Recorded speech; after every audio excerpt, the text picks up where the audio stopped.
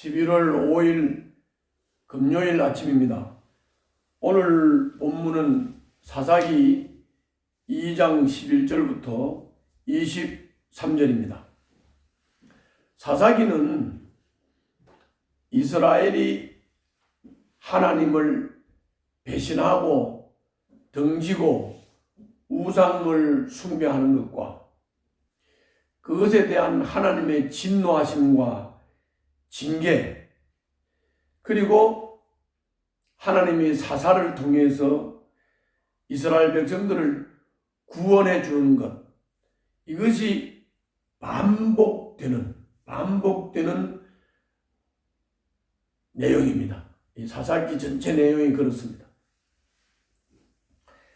그런데 이 사사기 전체 내용이 이스라엘이 배교하고 하나님이 징계하고 사사를 통해서 구원하고 이 역사의 반복 속에 우리가 배울 수 있는, 깨달을 수 있는 교훈은 뭐냐면, 이스라엘 백성이 완악한 백성이지만 그들을 향한 하나님의 사랑은 절대로 거두지 않으신다고 하는 그 하나님의 끝없고 영원한 사랑을 우리가 사사기에서 배울 수가 있고, 또 배교와 징계, 구원의 패턴이 반복될수록 이스라엘의 죄악이 점점 더 깊어간다고, 나아지는 게 아니라 점점 더 깊어간다. 주님은 죄를 깨닫고 돌이키기를 바라시지만 이스라엘은 악한 행실에서 돌아서지를 않습니다.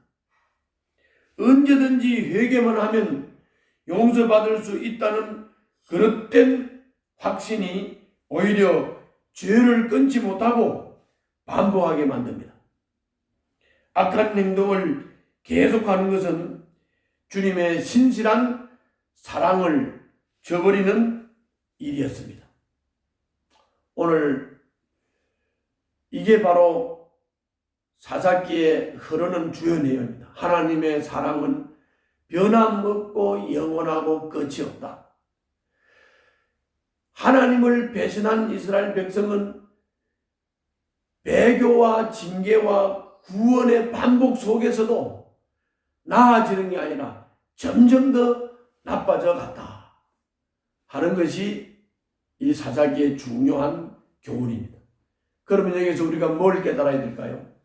우리 인간은 하나님 없이 그냥 내버려 두면 점점 나빠져서 그냥 지옥 형벌을 받을 수밖에 없는 비참 상태에서 헤어나오지를 못하는 그런 존재라고 하는 우리들의 그 연약함과 사악함을 우리가 깨달아야 되겠고, 그러므로 우리는 하나님을 의지해야 되고 하나님을 믿어야 되고 주님의 십자가의 은혜가 감사하다고 하는 사실을 깨달아야 되겠습니다.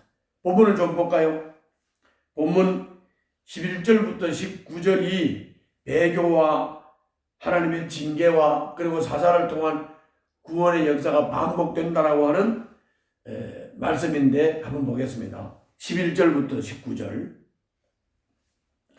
이스라엘 자손이 바알 신들을 섬기어 주님께서 보시기에 악한 행동을 일삼았으며 이집트 땅에서 그들을 이끌어내신 주 조상의 하나님을 저버리고 주위의 백성들이 섬기는 다른 신들을 따르며 경배하여 주님을 진노하시게 하였다. 그들은 이렇게 주님을 저버리고 바알과 아스다롯을 섬겼다.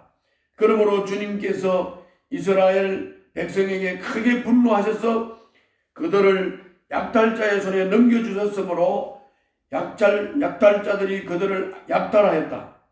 또 주님께서는 그들을 주위의 원수들에게 팔아넘기셨으므로 그들이 다시는 원수들을 당해낼 수 없었다. 그들이 싸우러 나갈 때마다 주님께서 그들에게 말씀하시고 맹세하신 대로 주님께서 손으로 그들을 쳐서 재앙을 내리셨으므로 그들은 무척 괴로웠다.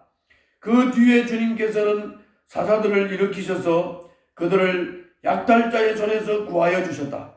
그러나 그들은 사사들의 말도 듣지 않고 오히려 음란하게 다른 신들을 섬기며 경배하였다. 그들은 자기 조상이 주님의 명령에 순종하며 걸어온 길에서 빠르게 떠나갔다. 그들은 조상처럼 살지 않았다. 그러나 주님께서는 그들을 돌보시려고 사사를 세우실 때마다 그 사사와 함께 계셔서 그 사사가 살아있는 동안에는 그들을 원수들의 손에서 구하여 주셨다. 주님께서 원수들에게 억눌려 괴로움을 당하는 그들의 신음소리를 들으시고 그들을 불쌍히 여기셨기 때문이다. 그러나 사사가 죽으면 백성은 다시 돌아서서 그들의 조상보다 더 타락하여 다른 신들을 따르고 섬기며 그들에게 경배하였다. 그들은 악한 행위와 완악한 행실을 버리지 않았다. 조금 전에 제가 말씀드린 핵심 그대로입니다. 하나님은 완악한 이스라엘 백성들이지만 그들을 향한 사랑이 끝없고 영원하고 변함이 없었다. 그 사랑은 지금도 여전하십니다. 그리고 이렇게 하나님을 배신하고 하나님의 징계를 당하고 그리고 또 하나님이 사사를 통해서 구원해주고 해도 백성이 깨닫고 좋아지는 것이 아니라 점점 더 나빠지고 점점 더 악하고 심지어는 조상처럼 살지 않았고 주님의 명령에 순종하며 걸어온 길에서 빠르게 떠났다. 그랬습니다. 이게 사람의 모습입니다. 여러분들과 저도 마찬가지입니다.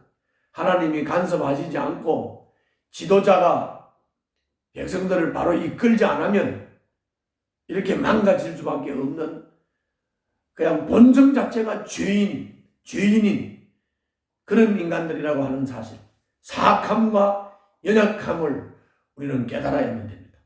그러므로 이것을 깨닫고 하나님을 전적으로 신뢰하고 의지해야 되는 것입니다. 그 다음에 20절부터 23절에서는 이스라엘이 남겨둔 민족을, 그러니까 그 가나안 7민족 이게 다 몰아내라고 했는데 다 몰아내지 않고 남겨두고 섞여 살았다 그랬잖아요. 그런데 이것이 가시가 될 거라고 주님이 말씀하셨고 이것이 올무가 되고 올가미가 될 거라고 주님이 말씀하셨는데 주님께서는 이스라엘 백성들이 다 내쫓지 않고 남겨둔 이 가나안 족속들을 어떻게 했느냐? 이스라엘 백성들의 신앙을 시험하는 도구로 사용하셨다. 다시 말하면 가시로 사용했다. 올무로 올가미로 사용하셨다. 그래서 이스라엘 백성들을 깨우치기를 원했다. 그래도 이스라엘 백성들은 깨닫지를 못하고 점점 더 악해져 갔다. 우리 인간의 본질이 바로 이렇다고 하는 것을 깨닫고 구원의 은혜에 감사해야 되겠습니다. 기도하겠습니다. 주님의 용서하시는 사랑을 기억하고 죄를 더 미워하며 멀리 할 수 있도록 주여 은혜를 베풀어 주시옵소서. 예수님 이름으로 기도하옵나이다. 아멘.